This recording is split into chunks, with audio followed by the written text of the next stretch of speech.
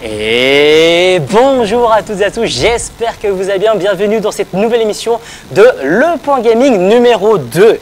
La deuxième émission qu'on a faite depuis le début de ce Point Gaming. Aujourd'hui, Le Point Gaming, qu'est-ce que c'est? C'est une émission qui est présente tous les mois, tous les premiers mercredis du mois. Et avec moi, j'ai un très bon compagnon qui est présent ici, Quentin Cassio. Quentin, comment vas-tu? Eh bah écoute Kevin, ça va très bien ce soir, hein. Heureux d'être de retour, hein, pour l'animation de ce soir, quelque part. Oui. Programme de la soirée, Kevin. Programme de la soirée, effectivement. Donc du coup, en premier sujet, nous avons déjà une petite interview avec notre très cher coach de la Ligue Corpo, avec notre très cher Shaq Nicholson. En deuxième sujet, nous aurons le sujet que vous avez déjà apprécié pendant la première mission avec la Ludundare, avec les intervenants Anthony Froissant et Tristan Tabanou. En troisième sujet, nous aurons la présence de Hugo Gédio, l'un des plus grands influenceurs sur LinkedIn par rapport au gaming et à l'e-sport. Et tout ça va être très intéressant. Et est-ce qu'on devrait pas commencer? On va commencer tout de suite, hein, avec donc notre premier invité, comme tu le disais, Shaq Nicholson. Alors Shaq Nicholson, c'est du coup, entre autres, mais avant tout quand même, le coach de l'équipe Ligue Corpo de OnePoint. Donc il a pu nous accompagner en fait tout au long du premier split, donc depuis le début d'année, tout au long du deuxième split. Entre autres, il a aussi été coach et analyste pour différentes équipes de League of Legends, tout simplement. Donc quelqu'un avec un certain pédigré quand même. Est-ce que Shaq, tu nous entends? Et oui, je suis là. Bienvenue Shaq. Bienvenue Shaq, comment vas-tu? Comment ça va depuis à distance de ton côté? Eh ben ça va super, au chaud.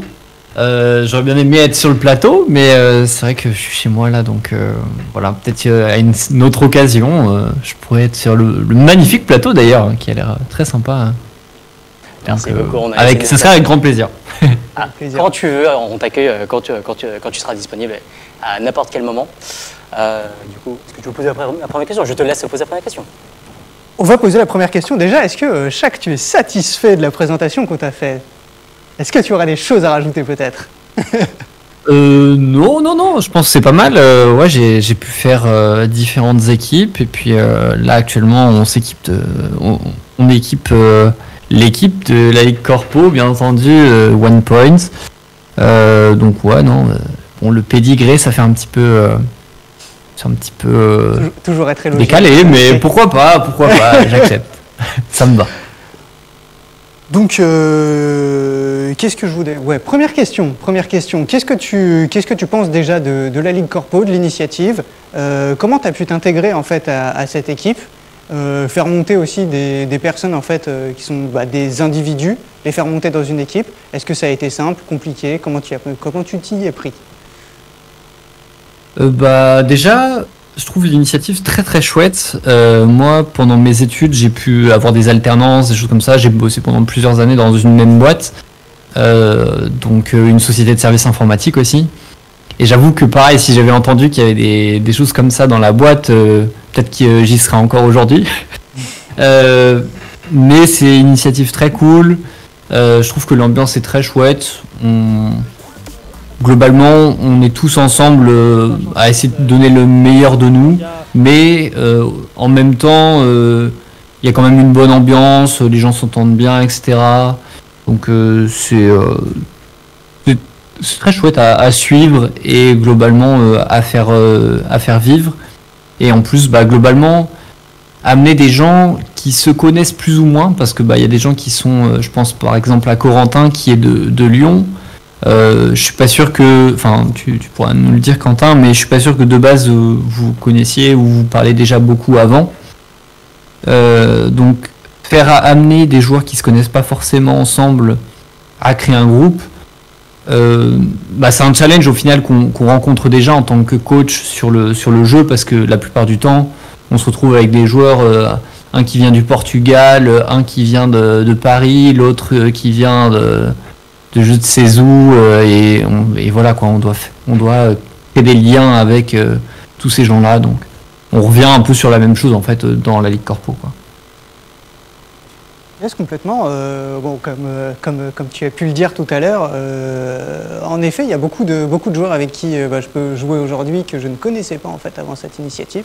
Je trouve que c'est hyper intéressant d'avoir cette opportunité-là au sein de OnePoint.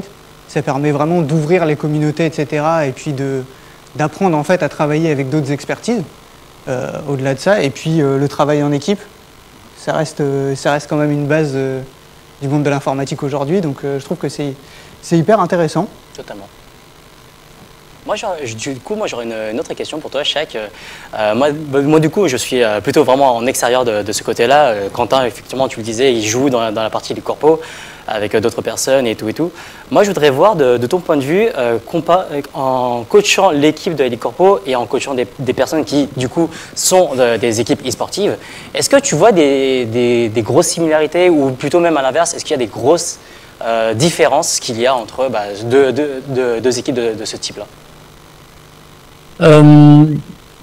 Ouais, il y a des similarités forcément. En fait, dès qu'on parle d'humain, globalement, on va retrouver les mêmes choses. Il y a toujours des personnes avec des plus forts caractères, d'autres qui peuvent avoir tendance à râler, et du coup, d'autres qui justement disent rien, se laissent trop faire presque.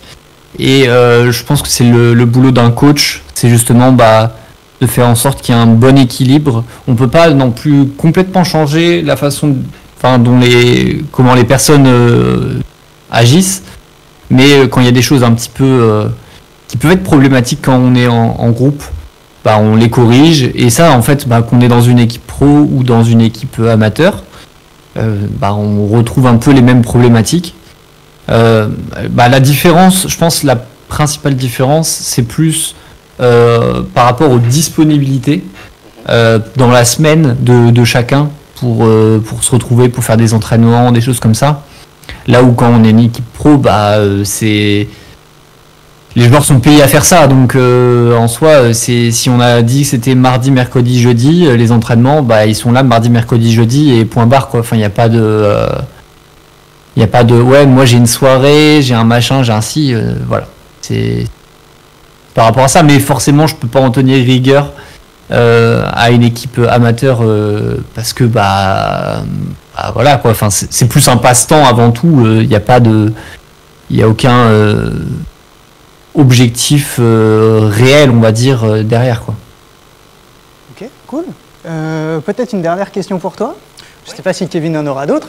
Mais comment toi, par rapport à l'équipe, tu gères la difficulté en fait d'être meilleur que tes joueurs? Parce que techniquement, d'habitude, quand tu coaches des joueurs professionnels, généralement ils ont un niveau qui est au moins similaire, voire parfois meilleur que le tien. Comment tu peux gérer, comment tu gères toi par rapport à ça, la frustration de te dire si ça avait été moi, j'aurais pu faire mieux?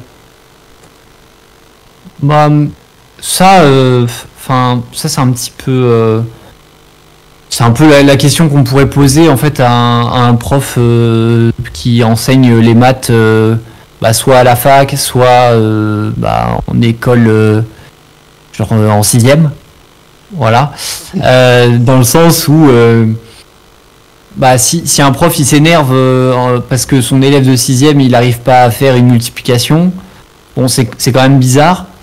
Mais il va pas non plus soulever la table et renverser la chaise de l'élève, quoi. Donc ça c'est plus de la pédagogie qu'autre chose. J'ai déjà coaché plein de gens aussi en donc en individuel qui sont du même niveau, voire moins fort même que la Ligue Corpo. Donc ça change pas grand chose. J'ai pu faire un projet aussi avec un streamer en début d'année, Sixen, pour peut-être ceux qui le connaissent. Oui. Où j'ai coaché du coup une équipe qui était comme ça, de platine diamant à peu près comme niveau. Donc on est quasiment à peu près sur la même chose en Ligue Corpo. Et ça s'est bien passé aussi. Et je pense que c'est vraiment plus de la pédagogie que de se dire par ego, moi je suis meilleur donc j'aurais pu mieux faire. Et par rapport aux joueurs professionnels, souvent en fait les joueurs sont bien au courant que le coach peut être moins fort en clic, on va dire, mais il va avoir cet aspect de réflexion, justement il a plus de recul sur tout ce qui se passe dans le groupe, et du coup Enfin, c'est comme ça. Je pense pas qu'il y ait beaucoup de joueurs qui vont se dire ouais bah je suis meilleur que le coach, j'ai un meilleur niveau sur le jeu que le coach, donc en gros je l'écoute pas ou quoi que ce soit. Je pense que un joueur qui pense de cette façon-là, il ira pas bien loin, parce que ça veut dire que pour lui, il connaît déjà tout, alors que personne n'a le savoir absolu, pas même les coachs d'ailleurs. Très bien, bah, du coup, effectivement, moi, j'avais oublié bien aussi une petite question supplémentaire. Du coup, pour une nouvelle personne, une personne qui vient vraiment nouveau dans le domaine de l'e-sport et de vouloir coacher des personnes dans différents jeux e-sport, que ce soit League of Legends ou d'autres, est-ce que tu aurais des petits conseils sur justement comment être un bon coach, comment gérer justement des équipes, quels seraient les petits tips que tu donnerais à des nouvelles personnes qui seraient intéressées par le coaching, ou voire même, qu'est-ce que tu dirais à ton toi plus jeune comme tips pour bien coacher? Je le dirais pas forcément à moi, mais je dirais déjà c'est de se spécialiser dans un jeu. Ça sert à rien d'essayer de vouloir coacher sur différents jeux, parce que souvent il faut du savoir, donc faut être passionné déjà de 1. Faut toujours essayer d'apprendre. Je pense que ça c'est important.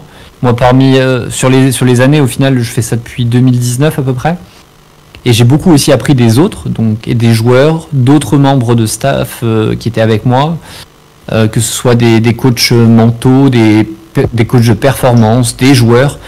Je pense que c'est toujours être à l'écoute et se faire ne pas tout ingurgiter, mais aussi quand même.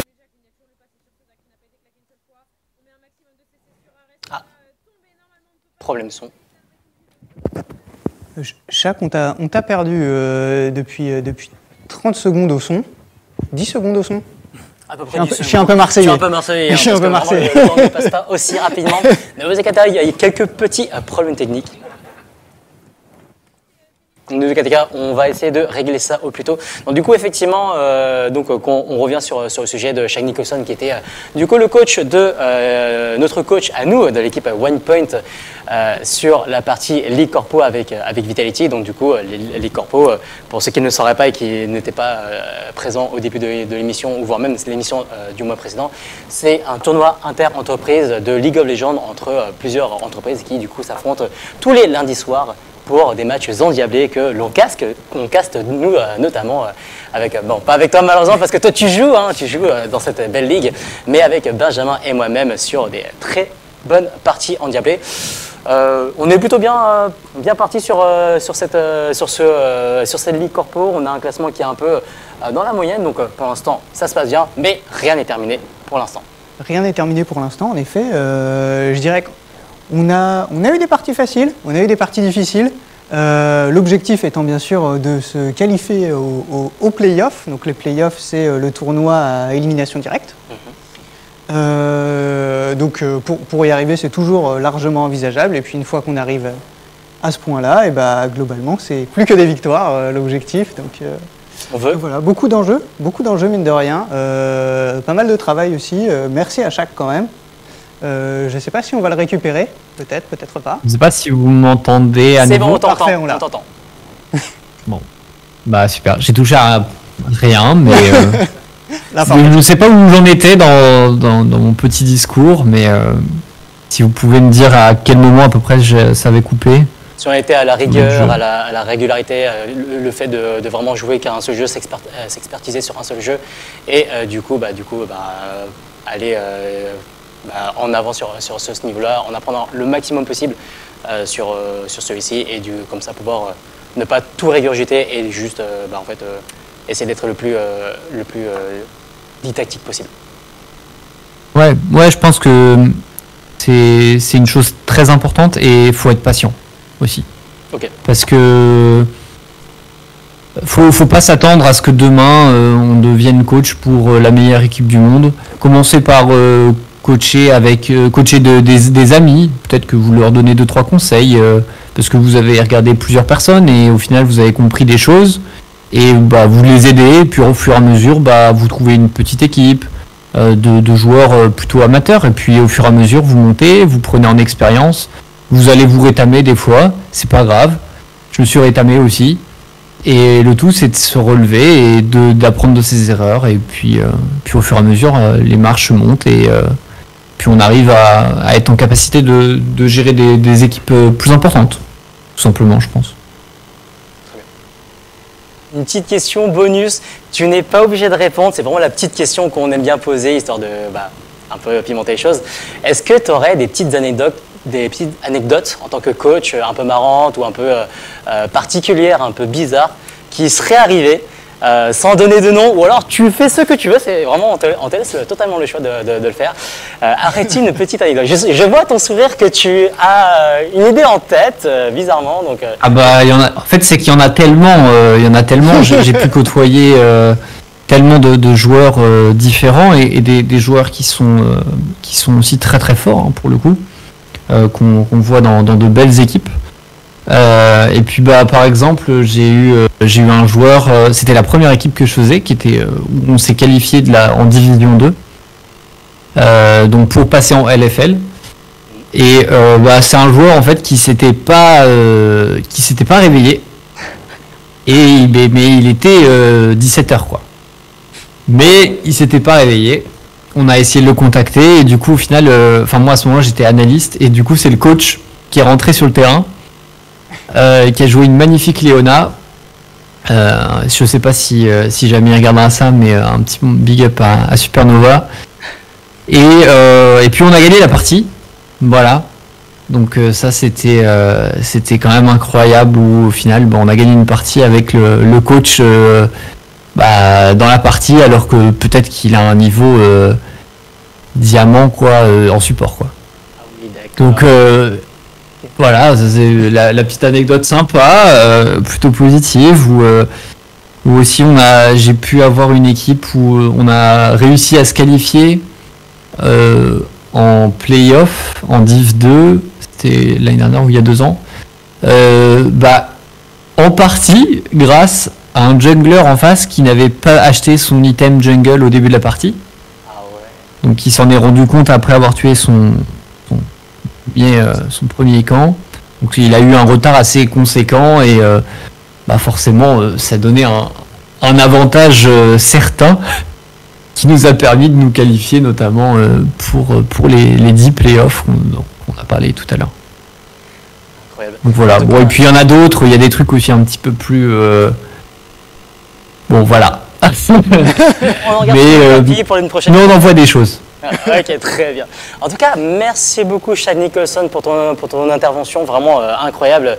Et j'espère encore une fois que la suite de l'aventure va très bien se passer dans les corpos avec l'équipe OnePoint. Je te remercie beaucoup pour cette interview. Du coup, est-ce que tu veux faire une petite publicité pour tes réseaux sociaux, pour ta chaîne ou ce genre de choses? Si vous voulez, vous pouvez me retrouver sur Twitter, surtout, ou Shaq Nicholson, comme Jack Nicholson, hein, la référence, mais à la place de Jack, Shaq, S-H-A-C. Parfait. Nicholson. Merci beaucoup Shaq. On se dit à une prochaine, sûrement à la prochaine partie de Ligue Corpo. Donc du coup, Shaq Nicholson, notre très cher coach de la Ligue Corpo de chez OnePoint. Donc du coup, encore une fois, la Ligue Corpo, tournoi intercorpo de League of Legends. Nous allons directement faire, sans transition, sujet vers le deuxième thème, qui était un sujet que vous avez beaucoup apprécié dans l'émission précédente, qui était le sujet de la Ludum Dare, avec l'intervention de Anthony Froissant et de Tristan Tabanou. Jingle, s'il y a... Let's go. Tristan et... Donc du coup, comme on disait, la Ludum Dare, c'est une compétition qui permet de pouvoir développer des jeux vidéo sur un temps donné, dont notamment sur seulement un week-end, un gros week-end. Si tu veux, je te laisse faire la présentation de cet événement. Donc la Ludum Dare, c'était, oui, comme tu le disais, un événement sur un week-end. Donc c'était 3 jours, si je dis pas de bêtises. Ça devait commencer le vendredi soir et finir le lundi soir. Donc 72 heures, si toutefois mes maths sont correctes. et donc du coup, beaucoup de travail en fait pour une équipe de 4-5 personnes. Donc suivant les équipes. Et l'objectif, donc, créer un jeu vidéo rapidement. souvent qualitatifs, et j'ai pu en tester, et je peux affirmer qu'ils sont qualitatifs. Et donc avec à chaque fois une thématique. Alors cette fois, si je dis pas de bêtises, c'était espace limité, quelque chose comme ça. Et donc, on peut commencer par présenter nos chers invités. Effectivement, on peut dire bonjour à Anthony Froissant et Tristan Tavanou. Bonjour à vous, comment allez-vous, messieurs? Bonjour. Mais avec le micro. On t'entend cette fois-ci. Incroyable. Ah, ça change d'après. Incroyable. C'est pour ça que je suis venu. Hein. Donc, Rien que pour ça. faut présenter Tristan parce que moi, tout le monde me connaît maintenant. Vas-y, Tristan. Tristan, comment vas-tu? Eh bien, je vais très bien. Tristan, je suis designer à OnePoint et donc avec Anthony, on travaille ensemble sur toutes les game jams qu'on organise. Et voilà, donc à la fois on contribue à permettre aussi à différentes personnes à OnePoint de venir se challenger, de challenger en design ou en tech sur cet exercice de la game jam, que ce soit une Ludum Dare ou un autre type de game jam. Et en même temps, on travaille tous les deux et on aime bien bosser aussi ensemble sur nos jeux. D'ailleurs, si on peut faire un petit appel, les designers, c'est ceux qu'on a le plus de mal à motiver. C'est une compétence qui est rare et qui est hyper importante. Enfin, chaque équipe, on a déjà fait des jeux où il n'y avait pas de designer. Ça n'a quand même pas le même goût à la fin. Donc, si des designers nous regardent et si des designers veulent participer et veulent nous rejoindre, il y en a qui ont testé, qui deviennent aussi un petit peu comme nous, accros. N'hésitez pas. Levez la main. On est toujours prêt à accueillir de nouvelles personnes. On sait que 2 designers dans une équipe, c'est pas possible par contre. Et il en faut au moins 1 par équipe. Je confirme, c'est difficile avec l'ego des designers. Anthony, est-ce que tu veux te présenter aussi? Ouais. Donc Anthony, moi je suis leader technique chez OnePoint. Mon truc c'est le code. Donc dans les jeux, c'est ce sur quoi je me concentre. On participe aussi pas mal de manière globale au game design et à tout ça. Donc un rôle un peu polyvalent, mais principalement le code. Ok, merci. Donc on en a un petit peu parlé la dernière fois. Il y a eu 2 équipes. Alors, je te coupe. On va pas spécialement parler du jeu qu'on a fait sur la dernière Ludum Dare, notamment parce qu'on l'avait un peu évoqué la dernière fois. Là, on est venu avec on va essayer de rentrer dans les coulisses. On va faire un peu l'histoire de 2 jours, en l'occurrence sur celui-ci, 2 jours de création. Et c'est un jeu qu'on a fait pour Ludum Dare, en l'occurrence aussi, qui était en janvier dernier, donc en janvier 2023. Comme ça fait un peu de variété. Comme on commence à avoir fait plein de jams à OnePoint, ça permettra pour les différents points gaming, à chaque fois on sélectionnera celui qu'on peut trouver intéressant. Donc vous avez compris, au prochain on est encore là. Hein. On va être complètement plus présent que vous. Eh bien, venez donc, la place est totalement disponible. Il y a d'autres équipes, on fera venir d'autres gens. Aussi. Non. Donc, je disais, on a pu parler un petit peu du processus la dernière fois pour créer un jeu vidéo, tout simplement. On avait parlé un petit peu, si je me souviens bien, de la difficulté de mettre les équipes d'accord sur quel thème spécifique traiter. J'aimerais aussi qu'on parle un petit peu de processus de création d'un point de vue un petit peu plus technique et en fait avec la question qui suit, par quoi on commence quand on veut créer un jeu vidéo, techniquement?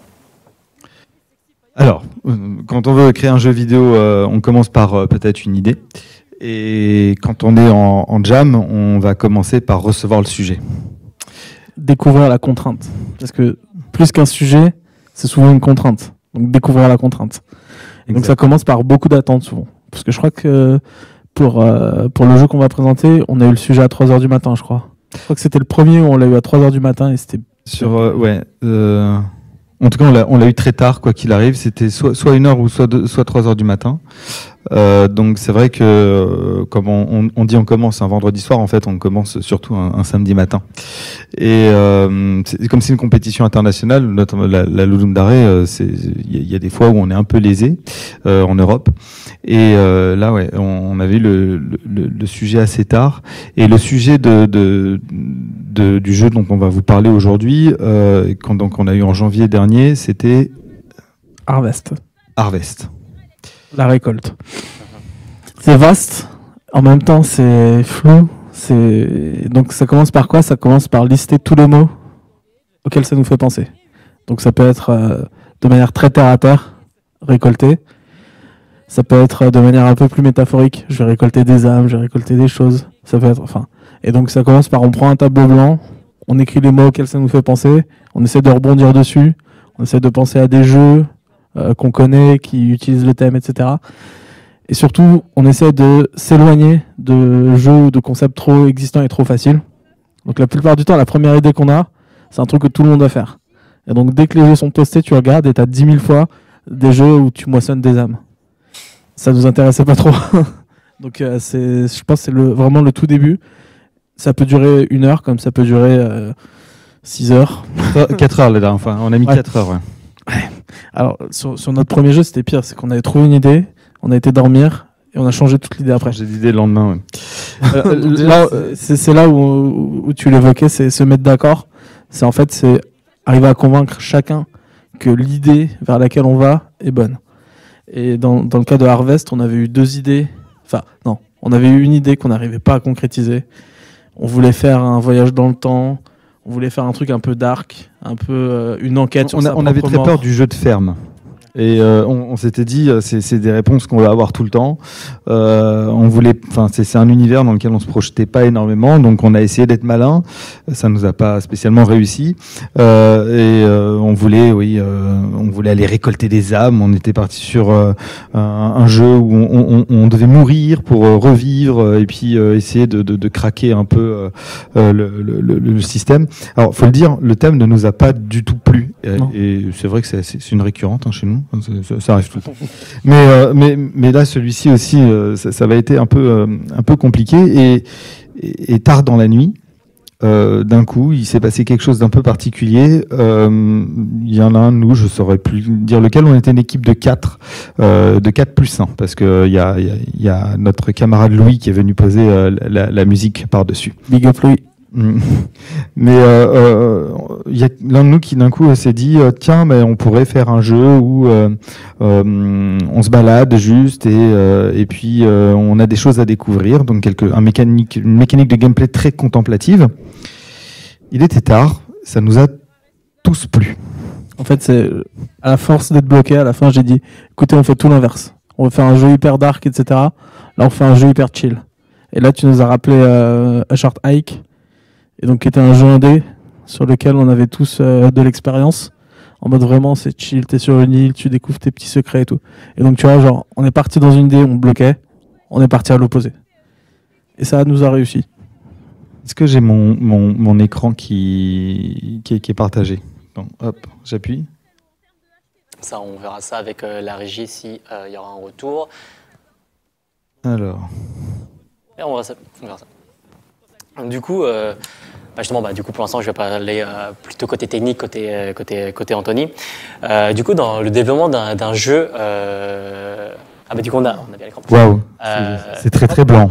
On va quand même partir sur le côté technique et développement de jeu, justement dans cette période où vraiment ça ne dure qu'un week-end, 3 jours au grand maximum. Comment est-ce que tu te sens à ce moment-là? Est-ce que dans la partie développement, ça commence à devenir quand même assez pressant parce que du coup en 3 jours, pour tous ceux qui sont dans le développement, ils savent très bien qu'en 3 jours, les développements c'est quand même assez compliqué.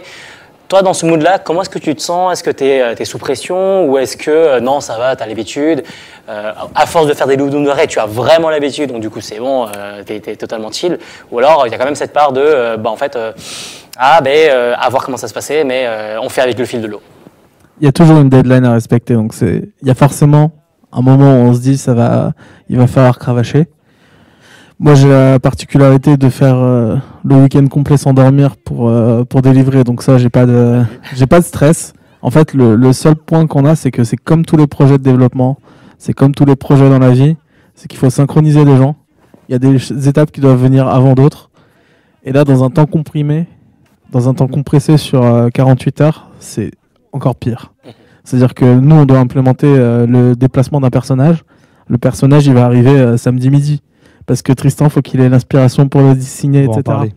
Donc, nous, en fait, on travaille beaucoup, on doit se projeter, créer des trucs, on ne sait pas si ça va servir ou pas. Et en fait, on crée les mécaniques au fur et à mesure. Et des fois, c'est quand on est en train d'attendre les assets, on implémente des choses, et puis on se dit, bah tiens, ça, en fait, ça serait une bonne idée. On y va, on a un système, et après, on essaye de rendre ce système joli, utilisable, etc. Et on construit comme ça plein de choses. Ce qui est intéressant dans un exercice comme celui-ci, c'est qu'il n'est pas à prendre en tant que tel sur les coulisses de la création d'un jeu vidéo. Enfin, si, c'est bien les coulisses de la création d'un tout petit jeu vidéo. Mais toutes les méthodes de l'industrie, on leur marche dessus. Il y a plus rien qui va parce que on n'a pas le temps. Donc, ce n'est qu'une succession de compromis faits vite. Parce qu'on n'a pas le temps de un personnage dans la réalité, on va peut-être passer des semaines à le mettre en place, à le composer. Là, il faut que ça prenne que quelques minutes. Donc là, sur l'écran qu'on partage, c'est l'historique des premiers traits qui ont été posés et qui ont donné les contours et la tendance et la sensation d'univers qu'on voulait. Donc, on était parti sur du fauchage d'âme. Finalement, on arrive avec un petit personnage qui, vous le sentez, va être plutôt mignon. Alors, je vais vous montrer un petit peu... on travaille dans Photoshop. Enfin, moi, je travaille dans Photoshop parce qu'on est, c'est un outil professionnel qu'on ne présente plus. Et sur le personnage, une fois qu'on a posé des premiers traits, on va commencer à rapidement poser aussi des tendances de couleurs et faire jaillir un petit peu ce personnage de la palette. Et on n'est pas du tout encore à se poser la question de comment est-ce que là c'est un livrable définitif. On est déjà à très rapidement brouillonner quelque chose qui va pouvoir réunir l'équipe. Donc on fait ça, on montre, on demande un peu à l'équipe comment ça se passe, ce qui se projette là-dessus, est-ce que c'est un univers qui leur plaît. On parlera peut-être une autre fois, dans un autre point gaming, d'une fois où j'avais commencé, j'étais très très fier de mon travail. Je travaille à côté d'Anthony et j'avance et il y a quelqu'un de l'équipe qui passe qui fait « Ah, c'est vachement bien, c'est cool ce que tu fais » et qui fait « T'en penses quoi, Anto ?» Et Anto, sans même me regarder, il était en train de quoi, il fait « J'aime pas du tout ». Je regardais sur le stream en fait. Donc dans ces moments-là, voilà, faut savoir réagir. Et donc moi il me donne ça et il me dit maintenant fais-le bouger. Ah oui d'accord, ok, très bien. Non mais en fait cette intention après nous ce que ça tire derrière c'est le type de jeu et le type de représentation graphique 2D et 3D, les types de challenges qu'on va avoir. Typiquement en 2D les challenges qu'on a eu c'est que quand le petit bonhomme il est au même niveau que le buisson, ils sont sur le même pixel, lequel on affiche, lequel est devant, lequel est derrière. Et vous pouvez voir le nombre de jeux où il y a du clipping, il y a des choses, le petit bonhomme il passe devant, il passe derrière, etc. Donc ça c'est les premiers challenges qu'on a dû résoudre pour avoir une solution qui n'était pas trop sale. Et c'est pareil, le petit bonhomme là, il peut passer derrière le buisson. Mais quand il est à un certain niveau, il ne faut plus qu'il soit derrière, il faut qu'il soit devant. Enfin. Donc ça c'est des vrais challenges techniques sur lesquels on a passé les premières heures pour faire en sorte d'avoir quelque chose qui convenait aussi à Tristan.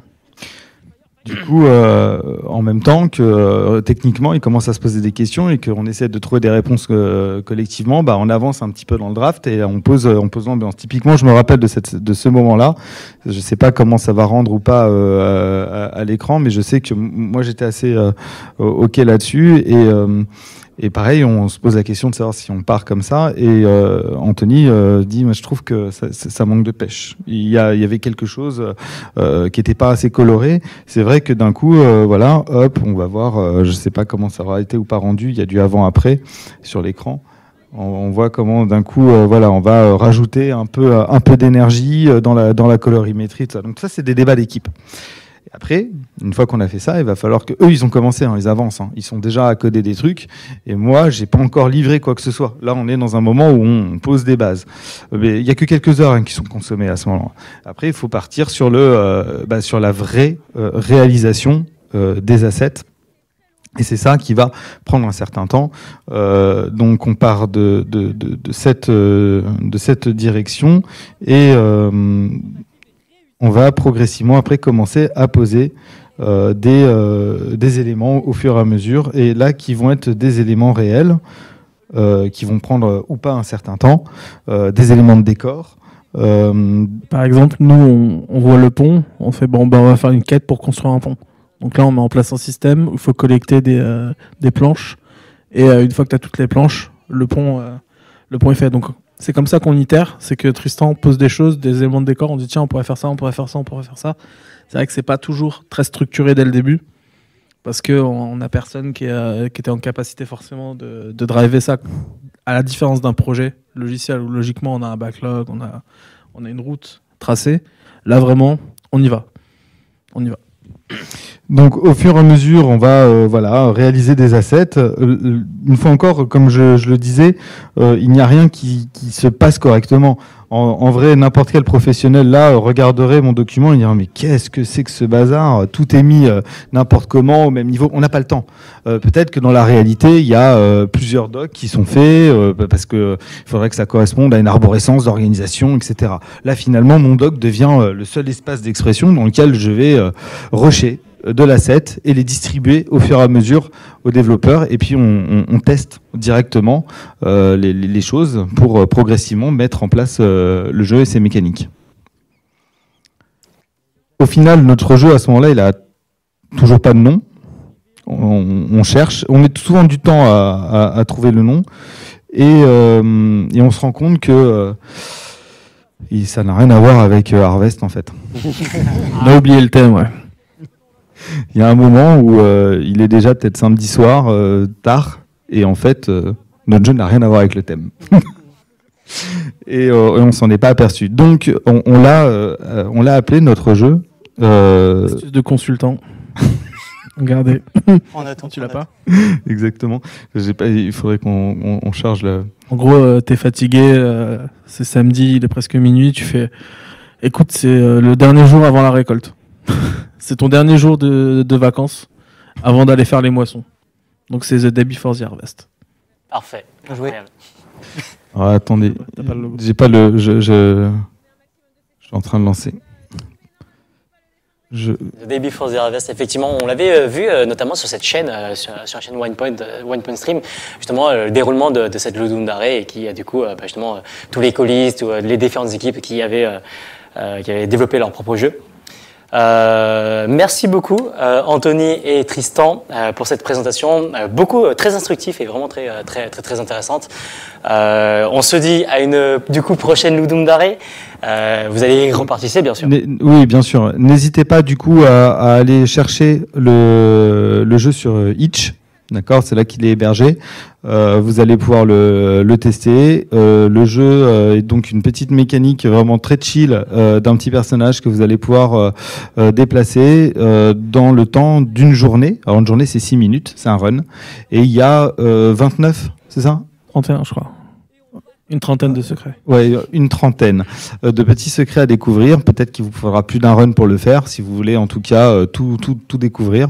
Ambiance très chill, notamment servie par une bande originale incroyable, réalisée par Louis aussi pendant le week-end. Et en vrai, on est très fiers de l'univers musical parce qu'il y a une vraie ambiance qui vient avec le jeu. Merci Anthony, merci Tristan pour cette intervention, merci beaucoup pour toutes les informations que vous venez de donner. Nous allons passer au troisième sujet de la soirée, un sujet qui va revenir sur l'e-sport, un sujet où on va reparler de l'e-sport aujourd'hui et de l'e-sport dans le futur. Nous allons accueillir Hugo Gédio avec nous dans cette interview. Jingle si vous voulez.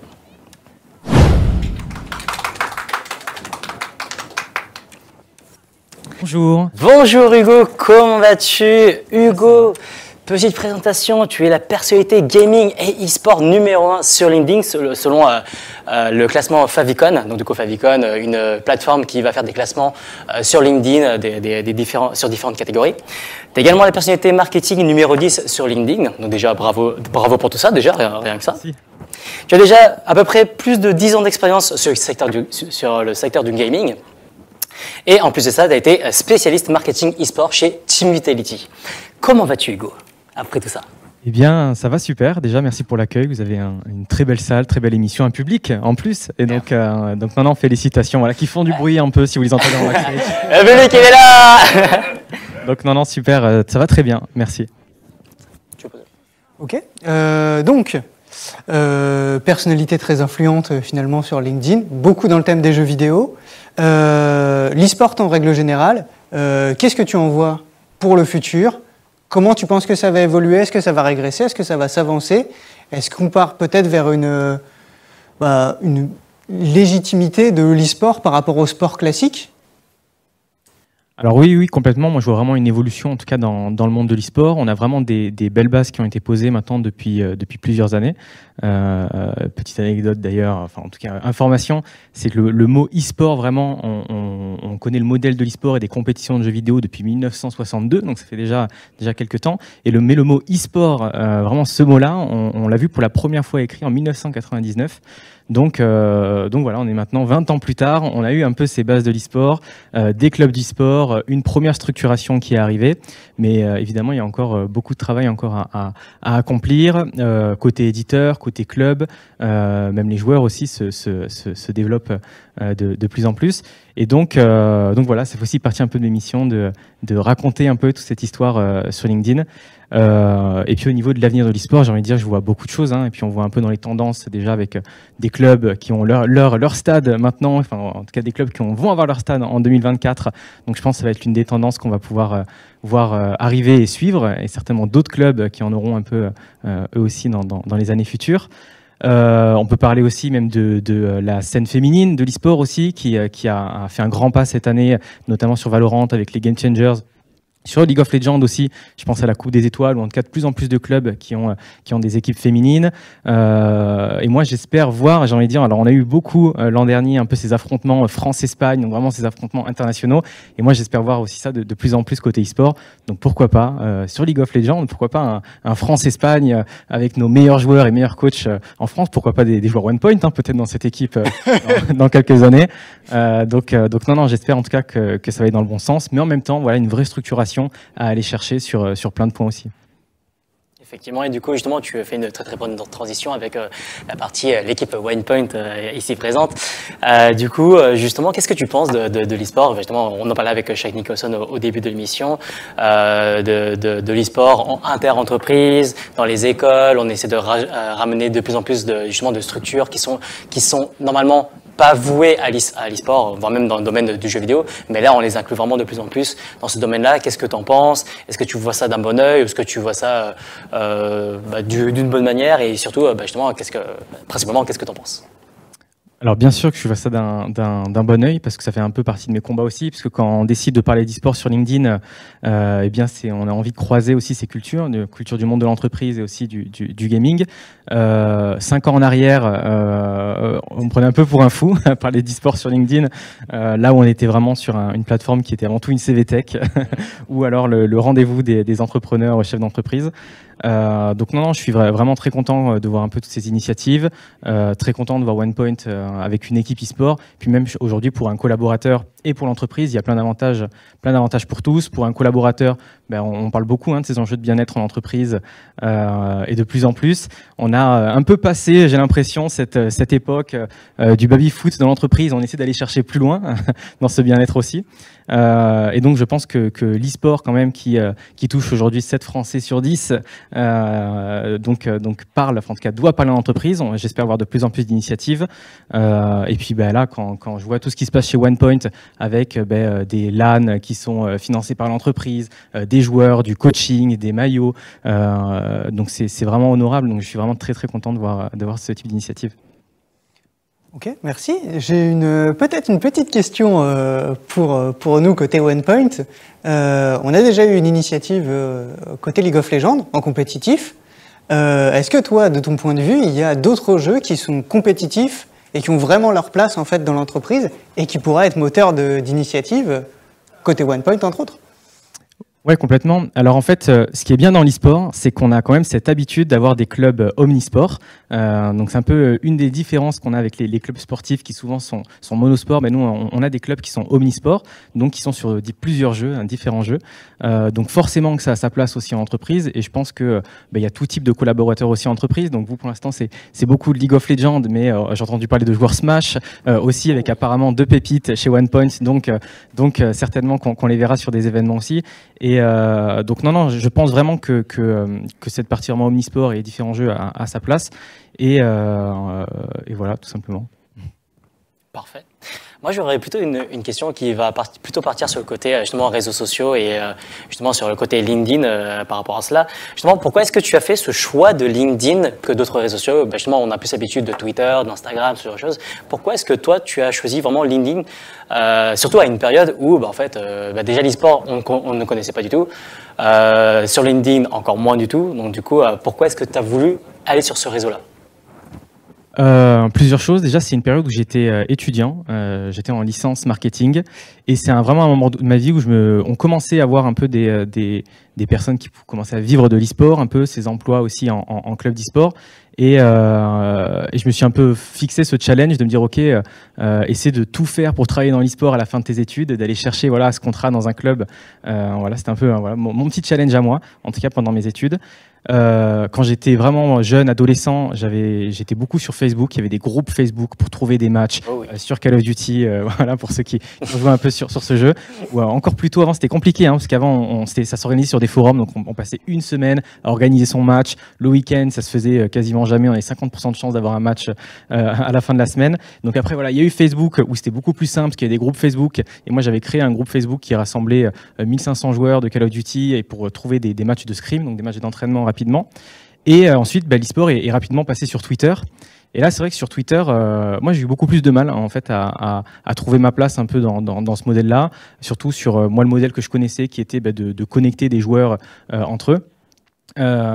Et puis, en fait, je pense un peu comme tout étudiant, à un moment donné, on nous impose d'installer LinkedIn en cours en nous disant faites un profil, ça vous servira un jour. Donc je l'ai fait quand j'étais en BTS. Et puis en fait, j'étais passionné d'e-sport. J'ai commencé au début à partager un peu des articles. Et je voyais qu'en fait, quand les gens étaient beaucoup plus intéressés par les articles que par mon CV.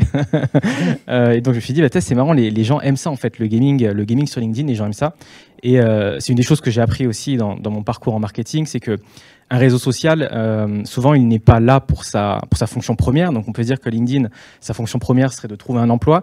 Mais non, souvent, ce sont les utilisateurs qui en font son usage. Et souvent, qu'est-ce que veulent les utilisateurs? C'est se divertir et apprendre. Donc, il y a plein d'autres sujets qui ont leur place sur LinkedIn. Donc, c'est un peu comme ça que c'est arrivé.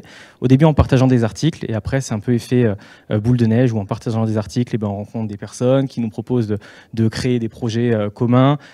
Puis ensuite, je devais écrire un mémoire pour à ma fin d'études, j'avais même 2 mémoires à écrire, donc un premier sur l'e-sport ultra institutionnel, et ensuite donc un de mes enseignants qui m'accompagnait sur le mémoire m'a dit mais pourquoi tu ferais pas un livre blanc? Et donc là je me suis dit j'ai trouvé l'idée top, donc c'est là que j'ai appris aussi ce qu'était un livre blanc, le personal branding.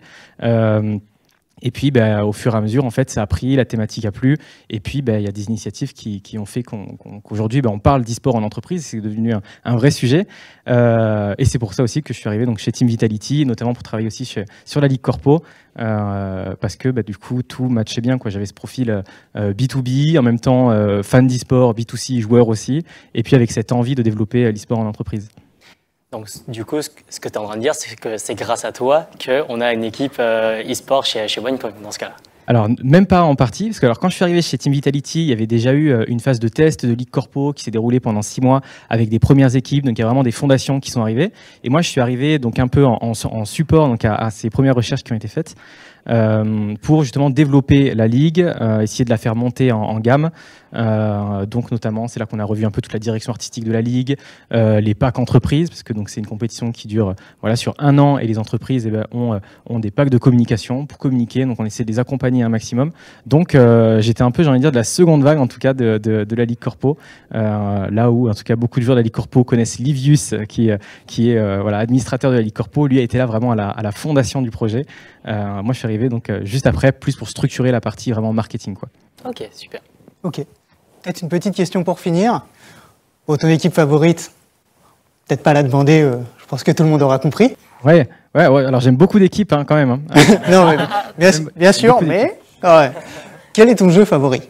Alors, c'est compliqué toujours ces questions parce qu'on pense des fois à son jeu d'enfance.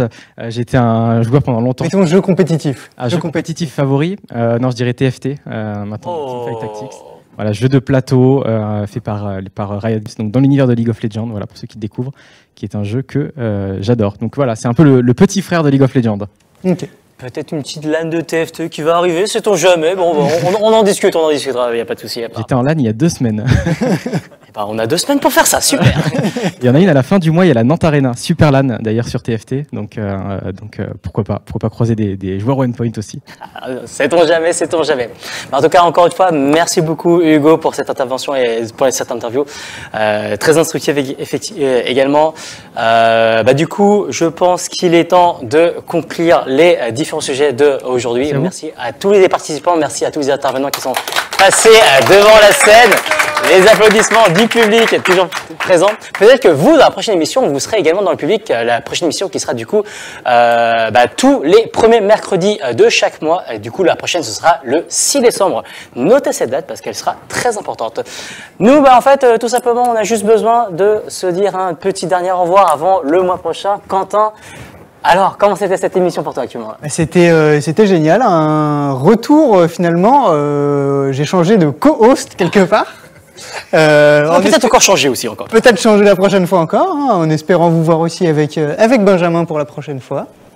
Et puis toujours ravi d'être là avec toi. Ah, merci beaucoup. Eh bien, j'espère que vous aussi, ça vous a plu dans le chat et aussi dans le public. N'hésitez pas à mettre un maximum de cœur sur le chat pour tous les intervenants. Du coup, les intervenants ont tous été Shaq Nicholson, coach de Ligue Corpo de l'équipe OnePoint, Anthony Froissant et Tristan Tabanou pour les participants de la Ludum Dare et la création d'un jeu vidéo en un week-end. Et également de Hugo Gédio, numéro 1 dans l'e-sport et dans le gaming sur LinkedIn. Merci à toutes et à tous. On vous souhaite une bonne soirée et à la prochaine. Le 6 décembre, n'oubliez pas.